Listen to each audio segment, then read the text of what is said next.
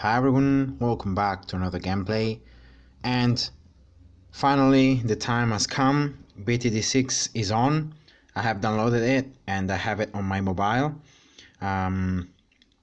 This footage is from my phone, but in the future I'm gonna start using my computer to actually record the gameplays.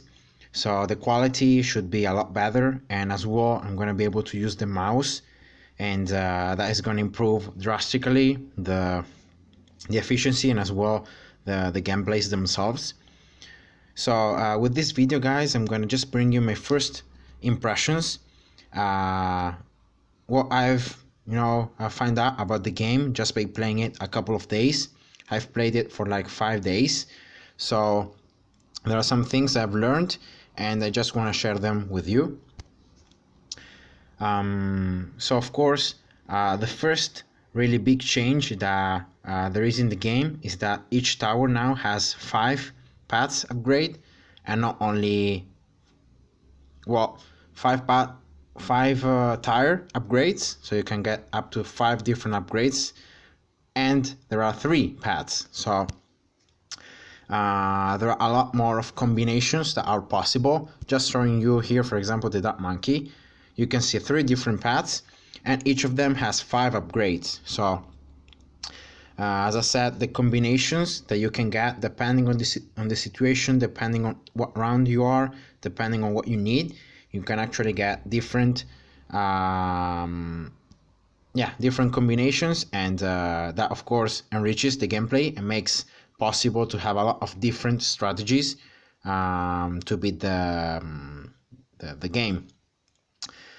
So that's of course cool. I'm not gonna go through each one of the upgrades for each tower because of the fact that there are so many of them that it's pretty much impossible to cover them all in one go. One quick thing though is that now towers are going to be classified in 4 big groups. Primary towers, that are these 6 that you can see in the screen.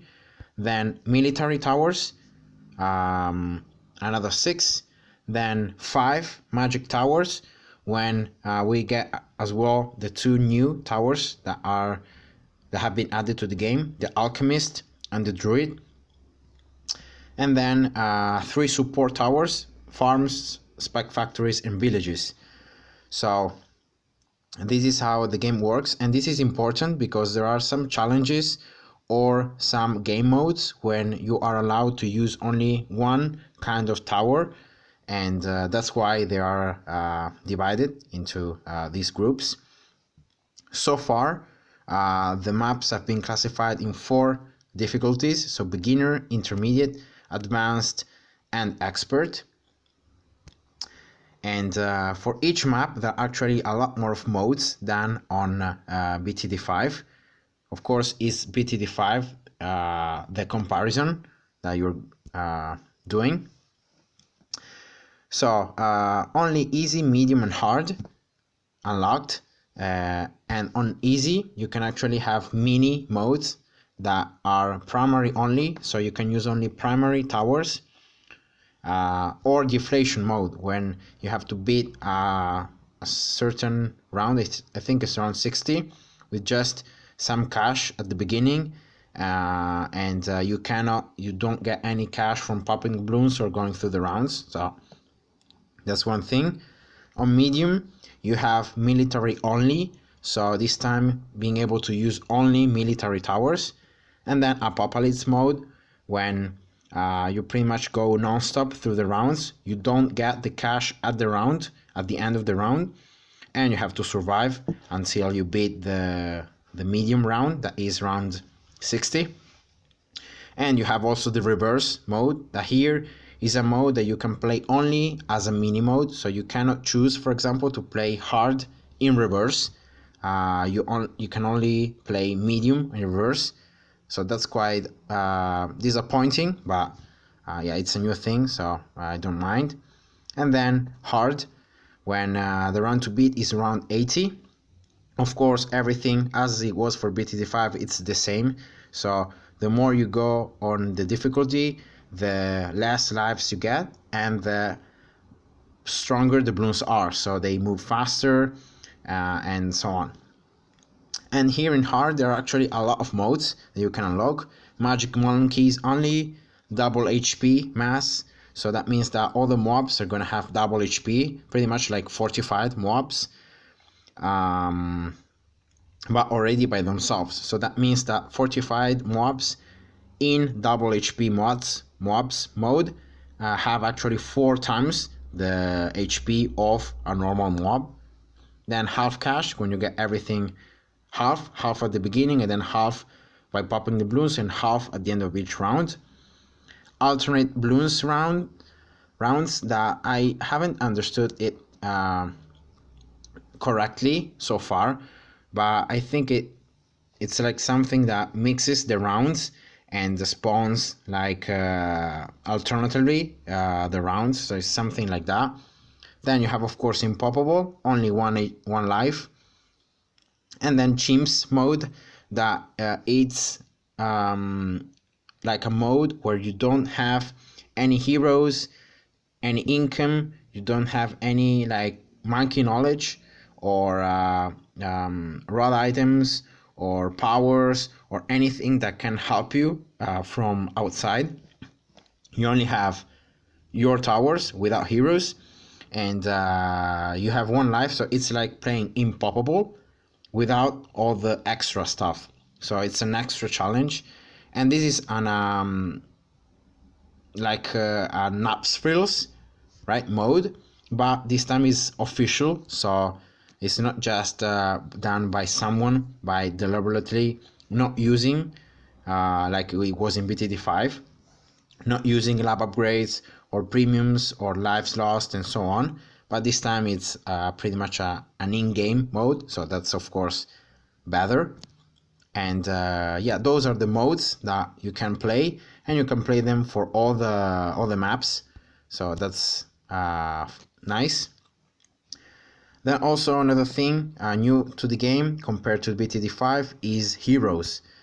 They play a huge role in this game, I think, especially early when you're trying unlocking the XP of the towers and you're trying to get those star 4s towers, or you're trying to level up to get more monkey knowledge. The heroes are quite interesting. You get 4 for free, and then you can purchase with monkey money the other 3. Each one of them has 2 activated abilities, and each one of them levels up by itself, and each level of course unlocks greater features like more range, pierce, or range, or better activity abilities, better interactions, and so on. Now, monkey knowledge is what is to BTD 5 lab upgrades mixed to special buildings. I think it's something like in between. So you get the 4 monkeys categories, so primary, military, magic, and support, that depending on which one we're upgrading, you're actually getting more stuff.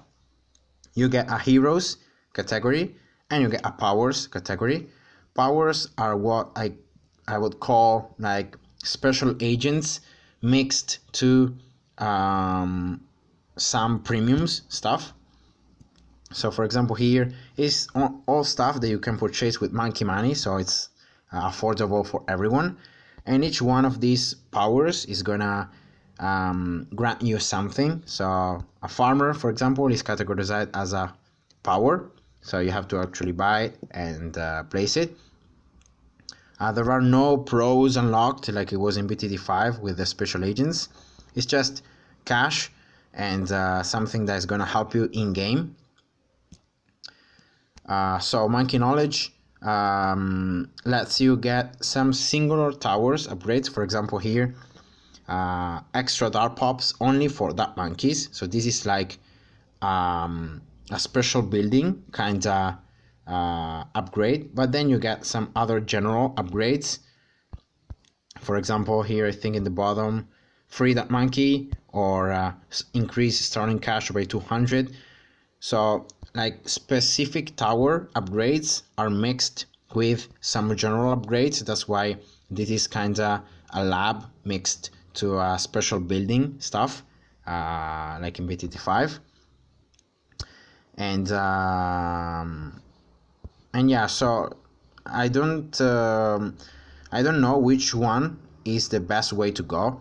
I think that because of the value of the heroes early, I have unlocked here 8 levels of the heroes knowledge, but I don't know if this is the best way to go.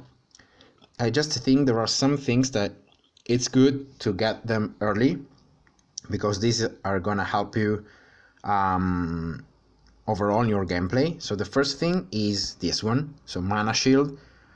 So this is like a lifesaver, especially when you're playing Impoppable. It can absorb up to 25 lives, and each round it recharges by 5 lives. So you can afford to lose some lives even in Impoppable if you got this. Then there is here, I think, yeah, Big Blue Sabotage. Again, reducing the hit points of all map class Bloons to make them weaker and easier to pop. Then here, the free Dark Monkey for each game, of course, helps. And the cash at the beginning also helps. There is also this one, pre-game prep, that let you have one pile of Rospikes permanent at the end of the road. So this is some extra lives and some extra Bloons that you can pop without actually losing lives. And yeah, that's it. So I think those are the most valuable upgrades that you can get. Also this one that all monkeys sell for 5% more, but yeah, it depends on the cases. So I don't know if this is so good or not.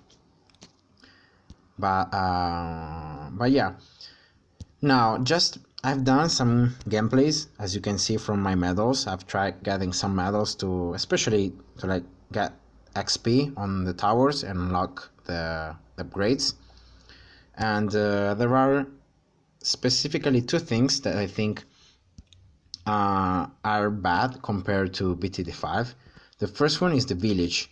In BTD6, the village does not, so a 0-0-0 village does not reduce the cost of all the towers and all the upgrades, but it increases the radius.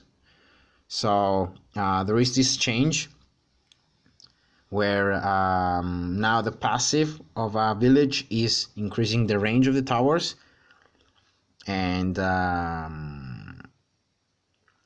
I think the worst thing is that you can actually get a 0-0-1 village to help you reduce the cost, as it was for BTD5 for the upgrades of the towers. But unfortunately, this 10% discount is available only until tier 3 upgrades. So all tier 4 and tier 5 upgrades that are actually the most expensive ones, so are really the upgrades that you wanna get the reducing the cost, the village does not work. Even with the 0-2 upgrade that adds an additional 5% discount that can stack with other villages, so you can have up to another 15% discount, so a total of 25% discount. It actually only works until tier 3. So the only really useful thing for this is only for very expensive tier 1, 2, and 3 upgrades that are, for example, super monkeys. So the village can be helpful only for super monkeys with the discount. You cannot really, it's not really helpful for all the rest of the towers, because the first upgrades are normally quite affordable. So yeah, this is unlucky. Maybe in the future they will change it, but yeah, so far the village is not a tower that you want to get. In BTD5 it was almost like a must. If you wanted to have those heavy damage towers that were very expensive, a village was almost a must. Now in BTD6 it is not like that. And also, second thing is banana farms are a lot worse than BTD5, and yeah, this is unlucky. but unfortunately, the bananas that you get, the cash overall that you get, how many rounds it takes until you get the cash back that you the cash that you spent onto the farm upgrades, how many rounds it takes until you get it back. It's a lot more, and therefore it makes farms pretty bad and unreliable.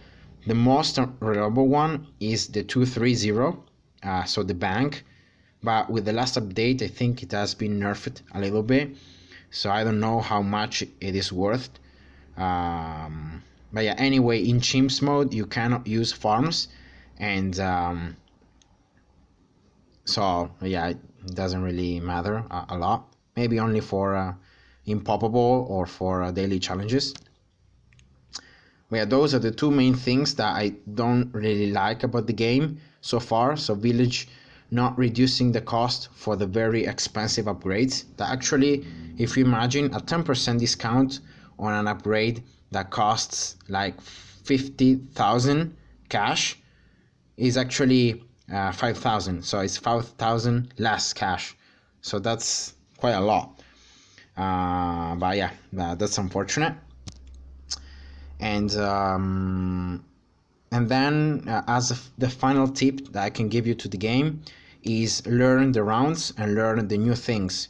So try to not only look at other people strategies or look at other videos and so on, but as well try yourself in sandbox or just in like normal. Try out different upgrades, see how they work out, see which one fits you the most, and just go on to that. So important, guys, learning the rounds. Until round 38, the rounds are pretty much similar and equal to BTD5, but then the rounds change a lot because you have the first mob around 40, you have BFB around 60, that is the same. Then you have the Azomega around 80, and then a BAD around 100. There are some new Bloons added to the game, like the BAD. So you need to know the properties of those Bloons, how many hit points it takes to bring them down, and which and when the external layer is popped, which Bloons are inside of the bigger layer, and yeah, that's important to know. Another Bloon that has been added to the game is the DDTs. So DDTs have camo properties, have lead, black Bloon, and have as well lead and black Bloon properties, plus they're pretty fast. So they spawn around 90, 95, and 99. So for the very late rounds in Impoppable or Chimps. But yeah, you need to know how to counter these Bloons and possible strategies. And these Bloons spawn 4 camo, regrowths, ceramics. So yeah, just learning all of these little things may help you. Also, another thing is that there are now purple Bloons. Purple Bloons are immune to energy, fire, and plasma. So you need sharp objects to pop these purple Bloons layers. So of course you need to think about that. And then the last thing about the Bloons is fortified properties. When as I said, I think early, the fortified property doubles the amount of HP that mob class Bloons or ceramics and leads have. So only leads, purple Bloons, ceramics, and all the mob class Bloons can be fortified. There are no fortified rainbows or zebras, all right? And these fortified status just doubles the amount of HP, hit points that the Bloons have. So you need double damage to pretty much bring and destroy the layer. And that's it. So my best advice would be try out the game, see the different strategies already, see which towers are good and which ones are not that good. Learn the rounds, learn the different Bloons, especially remember some key rounds. For example, the first camo, or the first purples, or the first ceramics, or the first like fortified bloons, and so on. So yeah, this is the end for my first impression video about the game. Hope you guys enjoyed, and see you. Bye bye.